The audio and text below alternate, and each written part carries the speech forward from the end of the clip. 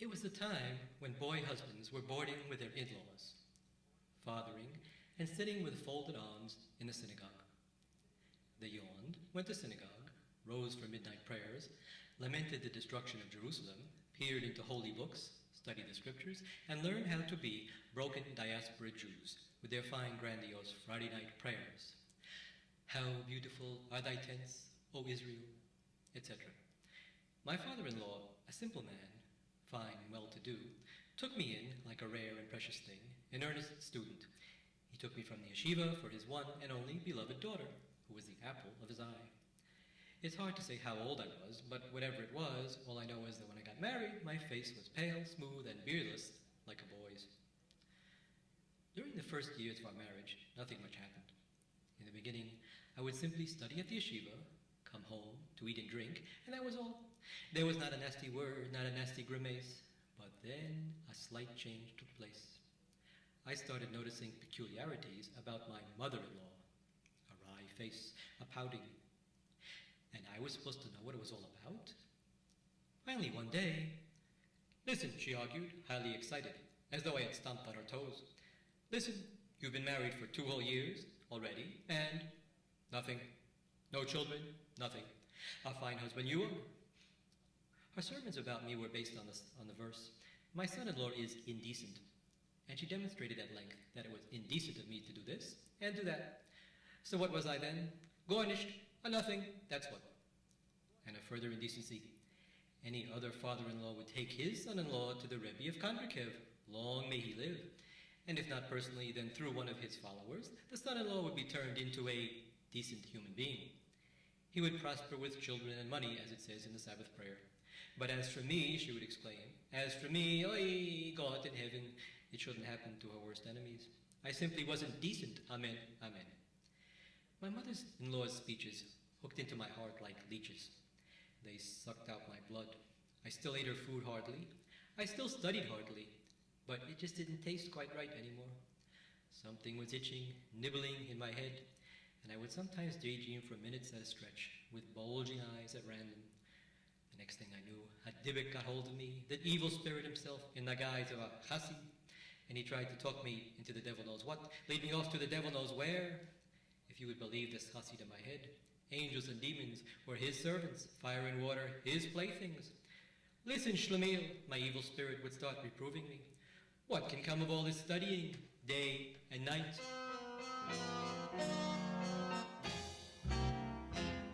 You're sitting, you're swaying, and getting hemorrhoids, I'm sure, but I don't know what else you get from studying day and night. You can brood over Talmud, or you like just like a mother hen, but you won't hatch any children. Come to Kandrikev or come to YIVO, but they are just a garlic hill compared to the rabbi of Boiberek. Long may he live. Come to Boiberek, and he will help you. He really is an expert about bearing women, and besides your eyes will open when you will gaze in his radiant face.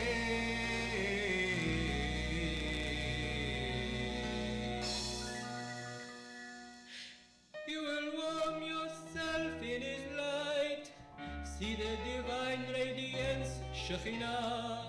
You'll be so enthusiastic, you'll eat and drink at his court with all of us.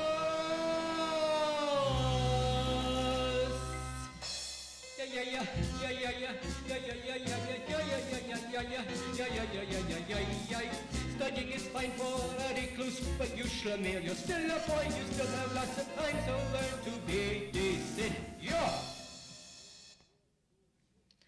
That was how the evil spirit talked me into things.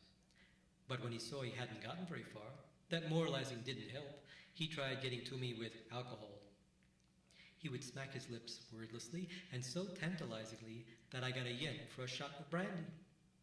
It began with drinks on anniversaries of people's deaths, And then one drink led to another, brandy to conclude a section of the Talmud and synagogue, a celebration here, an anniversary there, to sanctify the new moon, to usher in the new month, a holiday here, a Sabbath there, a social drink, and then finally a brandy for its own sake drink. As a result, I went so far that I was literally out of my skin. That is to say, my mind left my body. It leaped out of my flesh. I was intoxicated in seventh heaven. The things that I, or more precisely my soul, heard and saw, if it were humanly possible, in heaven, can scarcely be described in human speech. But I'll try anyway, as far as I can, mainly for your sake, actually, because you must be very curious. You must be dying to know about what goes on in heaven, in the world to come, in the palace of Mashiach himself. First of all, I was welcomed by an extremely long nose, as thick and swollen as a mountain, fiery red, slightly dazed like a flame of burning alcohol, studded over with warts and moistened by well springs of sweat. After the nose came its owner, reeling, barely keeping himself on his feet, just barely. It was none other than Lot, the chief cupbearer of the wine, reserved for the righteous at the coming of Moshiach. Lot in all his glory, though more in the spirit than the flesh. And then an oracular voice boomed out as from a huge empty barrel. Make way, make room for our guest, Bloinya, son of Sosya. Upon hearing this voice, I was overcome with trembling like a woman in childbirth. The chief cupbearer smeared my lips and poured 100-proof bitter drop into my mouth, and I felt like a new man. I know, he said to me, what you want and why you've come. The voice of your mother-in-law praying for her daughter, your barren wife, is rending the heavens. I have been ordered to welcome you, to fortify you with a bit of a liquor, and to bring you to Amoriel, the angel of love and conception. Have another drink and come along. After downing the goblet of brandy, there was light and warmth throughout my body. I raised my eyes and saw a palace of 500 stories, constructed of all kinds of gems and jewels, in a beautiful garden with all sorts of plants, roses, flowers, and trees, a delight for the eyes. And above them, a dark blue curtain was spread with a golden moon in the center and diamond stars, all looking like a lovely summer night. The garden was full of thousands of paths running every which way, paths both open and concealed, and there were angels strolling about in couples, kissing one another, pouring out sweet, tender songs. Amoriel, the guardian angel of love, armed with a bow and arrow, was shooting arrows at the cherubs. It was delightful to stand there watching. Something lured me on, as when you recite the Song of Songs, and then I heard Amoriel's voice, calling my name. Amen. Bloinya, son of Sosya. Here I am, said I. I'm ready. If you be ready, that's fine. I've been expecting you, as all said, to get on your case. Having spoken these words, he turned to another angel and said, Hey, Jack, I want you to be opening a treasury of souls, and bring he a lively little soul. For this here, you man. The angel hurried off on his errand, but soon he came back, empty-handed. What was wrong? Hey, boss, I can't open no treasury. The key done disappeared. It's gone. Gone, what are you saying, man? There was an uproar, and the angels scurried about in alarm, seeking high and low, until they found out, just to my luck, that the rebbe of limerick had the key. Then they opened the hole in heaven, that the prayers from limerick came through, and they started pleading with the rebbe. Damn it, rebbe, you've done it again. You give us back that key, rebbe. You understand? We got a guy here who's got himself, barren woman, in her house. We gotta get this boy a baby. So, come on, let's have it, rebbe. You give me that key. But they were wasting their breath. The rebbe stuck to his guns. No, let the woman come to me. From now on, I make decisions around here. And Muriel Gamaliel became furious at the rabbi of Boyberik. He poured out his anger on me and on all Jews. Hey, Jew, you people impossible, impossible, I tell you, yeah, I tell you, like you be grabbing keys, man, like grabbing keys to all the treasure. Like you want to make us guardian angels, your slave man, that's what you want. Maybe by the time we get through with you be pushing it everywhere. We can't do nothing, like we can't do nothing. Here, everywhere, you Jew boys messing around. And what you doing here anyway? Then he started yelling at me. Hey Jew man, you place down there and the Jews stick with other Jews. Hey Jack, let's get this dude out of here on this butt. Let's get him out. Yeah, we're gonna get this Jew out. Yeah. Get the Jew out. Yeah. Get the Jew out. Yeah. Get the Jew out. Yeah. I got punched and kicked so much that I lost my senses.